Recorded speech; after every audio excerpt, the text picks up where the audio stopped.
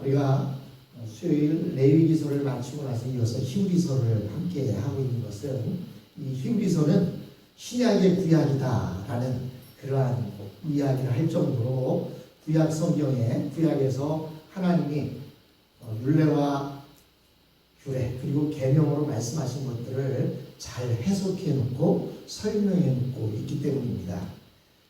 그 가운데 특별히 히브리서 1장 말씀은 상당히 어렵고 또 상당히 중요한 그러한 말씀입니다. 그래서 제가 이 부분을 이렇게 달락달락 끊어서 여러분들과 함께 말씀을 나누고 있는데, 오늘 우리가 읽은 히브리서 1장 1절로 7절 가운데 5절로 7절 말씀을 통해서 그리스도 하나님의 아들, 그리스도는 하나님의 아들이라는 제목으로 하나님의 말씀을 함께 나눠보려고 합니다.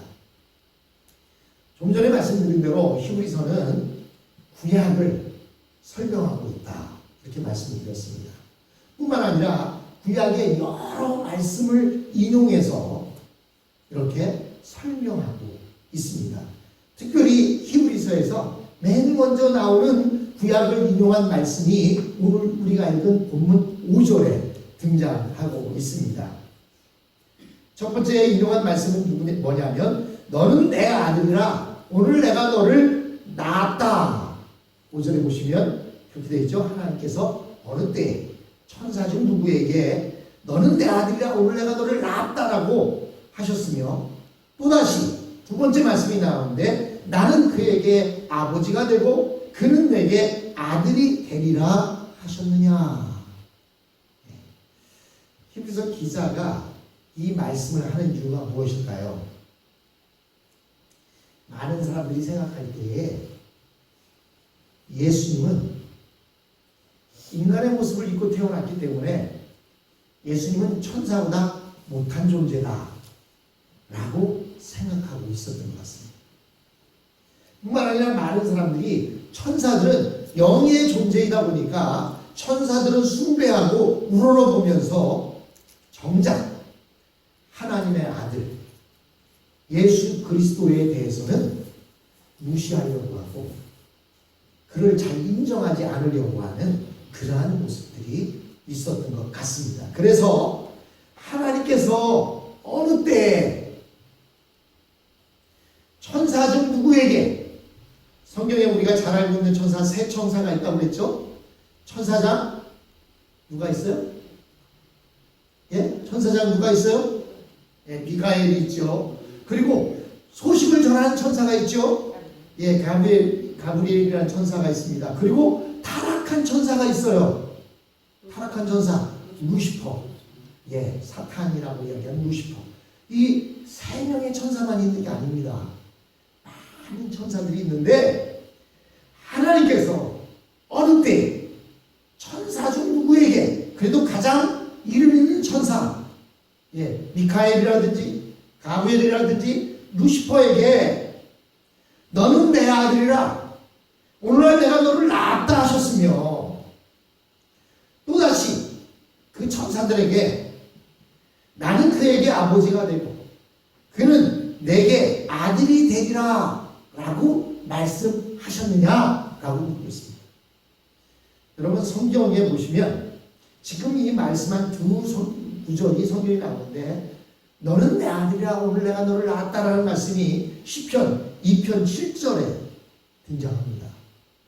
시편 2편 7절에 이 말씀이 그대로 나와 있습니다. 너는 내 아들이라 오늘 내가 너를 낳았도다. 그래서 우리가 시편 2편 7절 말씀을 우리가 찬양하지 않습니까? 너는 내 아들이라 하면서 찬양하는 그 찬양이 시편 2편 7절의 말씀입니다.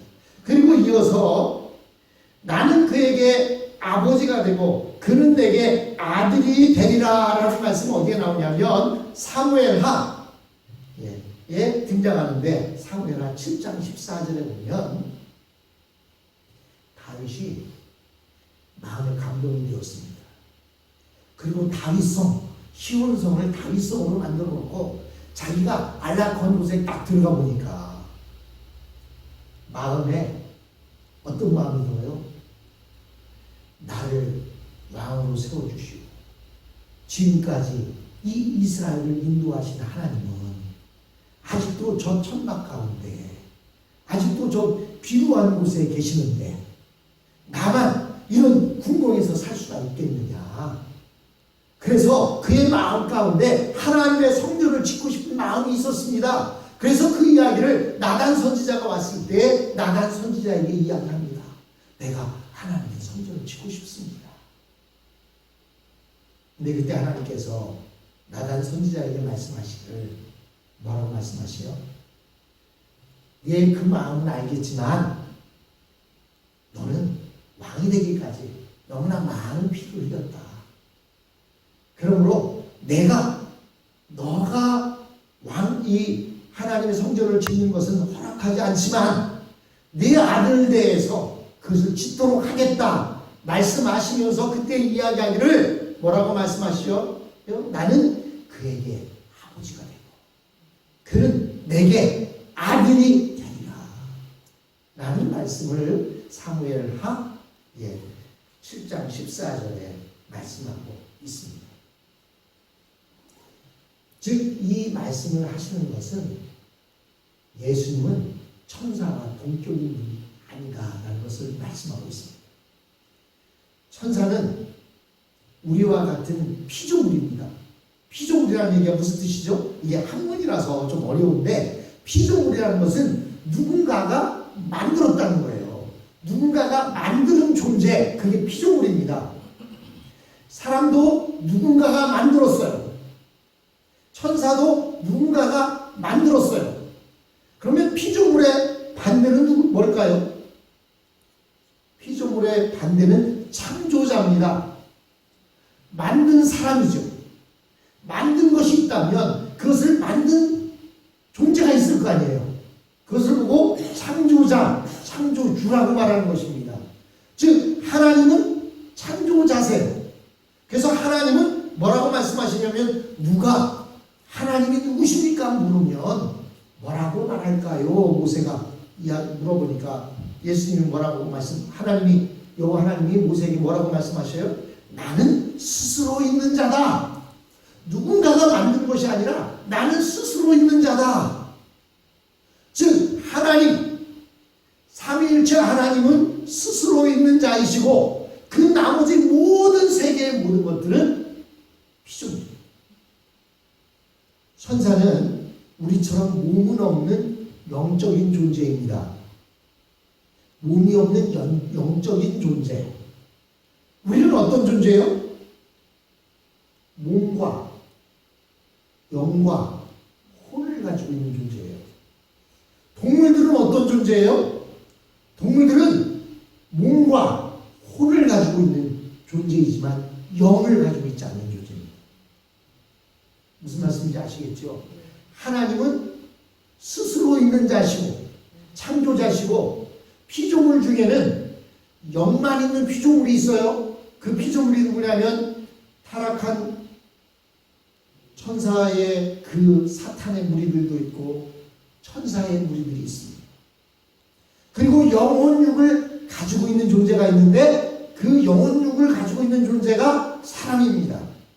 그리고 육과 혼만 가지고 있는 존재가 있는데 그 존재가 바로 동물이에요. 근데 지금 사람들은요 영만을 가지고 있는 천사들을 우러러보고 있습니다. 이 천사들이 대단한 존재로 알고 있습니다. 왜냐하면 예수님은 인간의 모습을 입고 이 땅에 오시다 보니까 사람들은 이 영만 있는 천사가 사람보다 더 귀한 존재라고 생각합니다. 그러나 성경을 자세히 살펴보면 천사보다 더 귀한 존재가 누구냐면 누구예요? 사람이에요.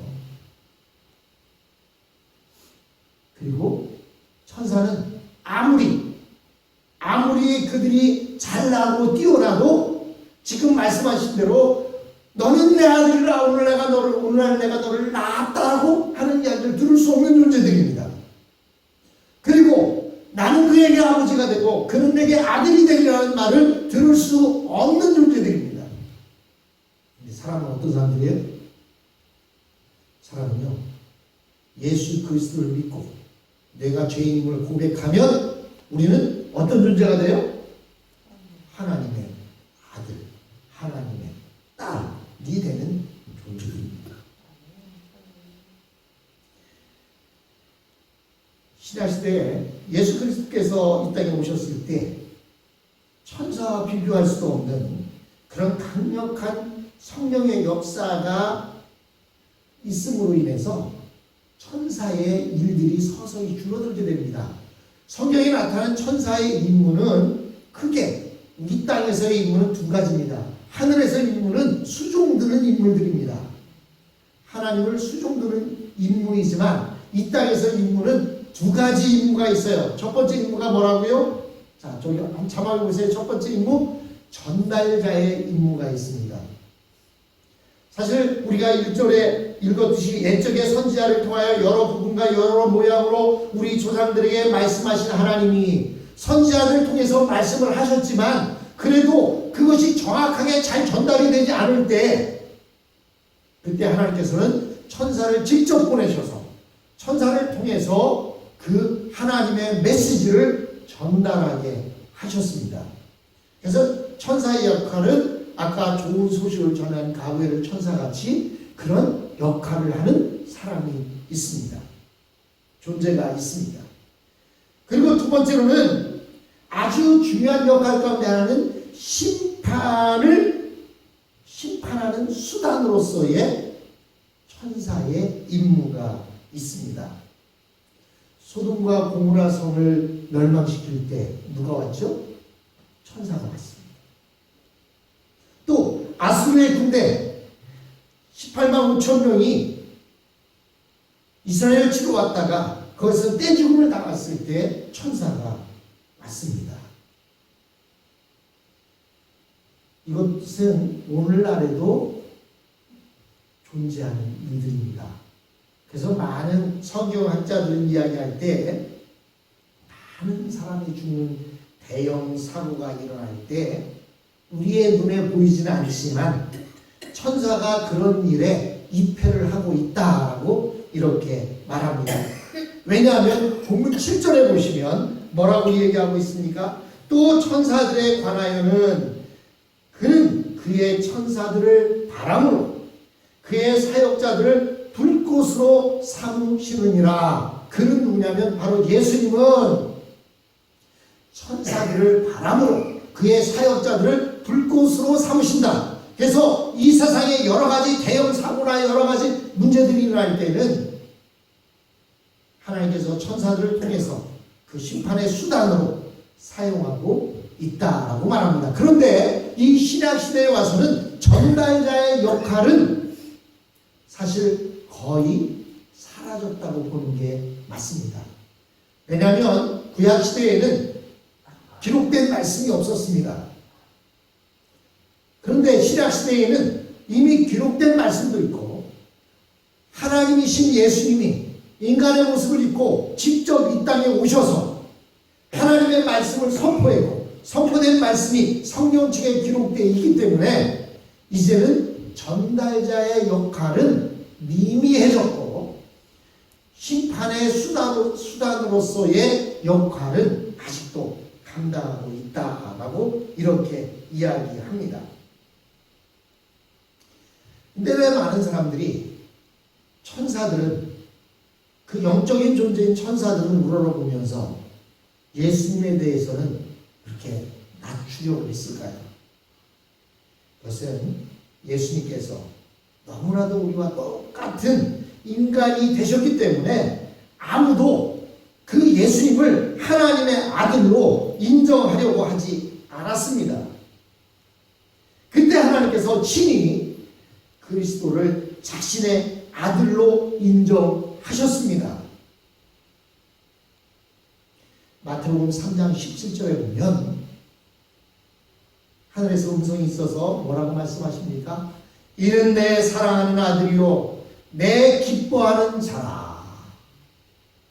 예수님이 침례를 받고 올라오실 때에 사람들이 하늘에서 음성이 있어서 이야기하기를 이는 내 사랑하는 아들이요 내 기뻐하는 자라 라고 말씀하셨습니다. 즉 하나님께서 친히 예수님을 하나님의 아들로 인정하셨습니다. 그래서 5절 하반절에 보면 나는 그에게 아버지가 되고 그는 내게 아들이 되리라 하셨느냐라고 기록하고 있습니다. 이 구절은 아까 말한 대로 다윗이 성전을 지으려 했을 때의 그 모습입니다. 다시 말해서 내 몸에서 난 아들이 성전을 짓게 되는데 나는 그의 아버지가 되고 그는 내 아들이 되리라고 말씀하십니다. 이것은 그 전에는 아들이 아니었다가 성전을 지음으로써 아들이 되었다는 그런 뜻이 결코 아닙니다.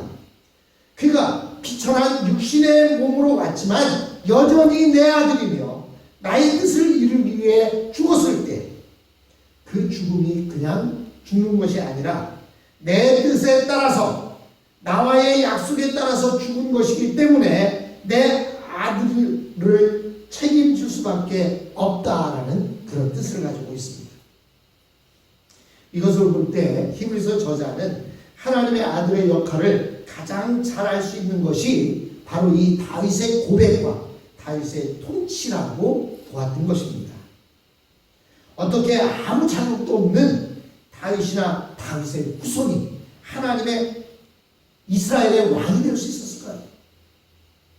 여러분, 그의 아버지 이새도요, 사무엘이 아들을 다 불러 모으라고 하는데도 이 다윗은요, 오라 소리도 안 했어요. 그냥 광야에서 양을 치고 있었습니다. 왜냐하면 그의 아버지도 볼 때 마지막 째 아들 하찮은 존재처럼 생각 들었던 거예요.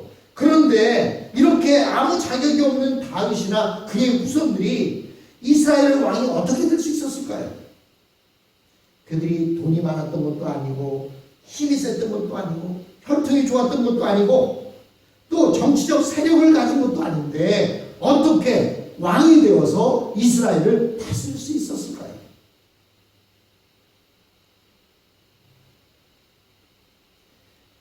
여러분, 그것은 하나님의 약속, 하나님의 말씀입니다.